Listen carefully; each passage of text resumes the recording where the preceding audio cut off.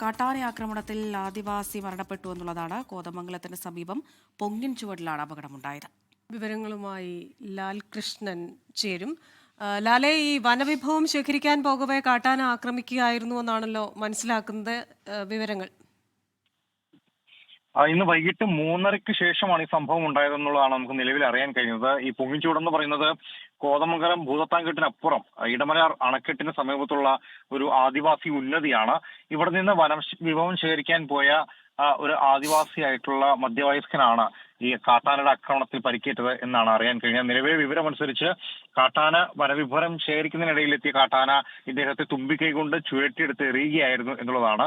അവിടെ നിന്ന് പുറത്തേക്ക് എത്തിച്ച് ആശുപത്രിയിലേക്ക് പോകുന്ന വഴി മരണം സംഭവിച്ചു എന്നുള്ളതാണ് അറിയാൻ കഴിയുന്നത്.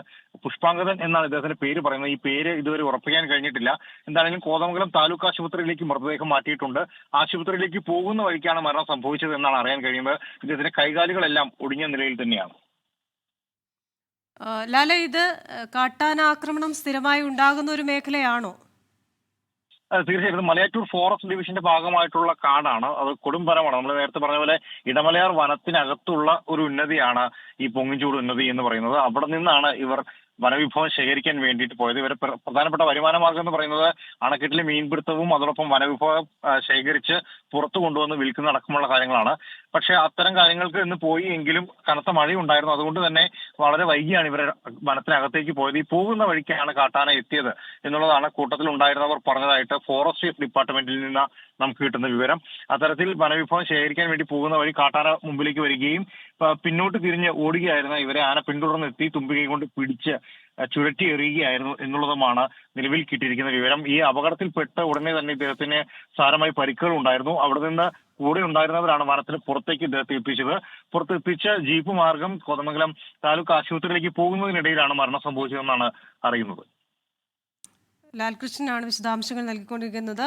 ലാലെ, ഇപ്പോ മൃതദേഹം കോതമംഗലം താലൂക്ക് ആശുപത്രിയിലേക്ക് മാറ്റിയെന്നാണ് മനസ്സിലാക്കുന്നത്.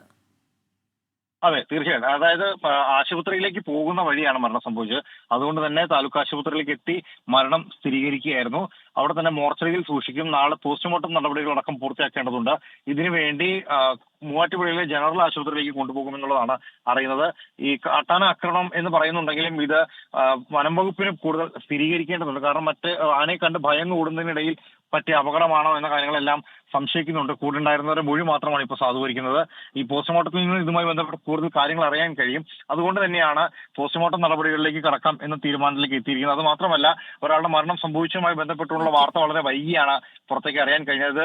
ഉൾക്കാട്ടിലാണ് എന്നുള്ളത്. കോതമംഗലം നഗരത്തിൽ നിന്ന് ഏകദേശം 16 കിലോമീറ്റർ അകലെയാണ് ഈ ഇടമലയാർ പൊങ്ങിച്ചൂട് ഭാഗങ്ങളെല്ലാം വരുന്നത്. അവിടേക്കുള്ള സഞ്ചാരം എന്ന് പറയുന്നത് തന്നെ വളരെ കുറവാണ്. സാധാരണഗതിയിൽ വടാട്ടുപാറ ഭാഗത്തേക്ക് വാഹനങ്ങൾ ഉണ്ടെങ്കിൽ ഇടമലയാർ ഭാഗത്തേക്ക് ഈ KSEB ഡിപ്പാർട്ട്മെന്റ് ഡാം സേഫ്റ്റി അതോറിറ്റിയുടെ മറ്റു വാഹനങ്ങളൊക്കെ പോകുന്നുള്ളൂ. അല്ലാതെ പോകുന്നത് വളരെ കുറവാണ്. ഈ ഉന്നതികളിലേക്ക് മറ്റു പോകുന്ന ജീപ്പോ മറ്റു കാര്യങ്ങളെ ഉണ്ടാകാൻ സാധ്യതയുള്ളൂ. അതുകൊണ്ട് തന്നെ അവിടെ നിന്നൊരു ട്രാൻസ്പോർട്ടേഷൻ പെട്ടെന്ന് ആശുപത്രിയിലേക്ക് എത്താനുള്ള സംവിധാനങ്ങൾ ഒരുക്കുക, അത്തരം കാര്യങ്ങളെല്ലാം വളരെ പ്രയാസകരമായിരുന്നു. അതുകൊണ്ട് തന്നെയാണ് അപകടം പറ്റിയ ശേഷം ഇദ്ദേഹത്തെ ആശുപത്രിയിലേക്ക് കൊണ്ടുവരുന്നതിനടക്കം. മനുഷ്യ വന്യജീവി സംഘർഷം ഏറെ രൂക്ഷമായ ഒരു മേഖല കൂടിയാണ് അത്. അവിടെ ഒരാൾക്ക് കൂടി മരണം സംഭവിച്ചിരിക്കുന്നു എന്നത് വേദനാജനകമായ കാര്യമാണ്. ഒരു പരിഹാരം ഈ പ്രശ്നത്തിന് ശാശ്വതമായി ഉണ്ടാകും.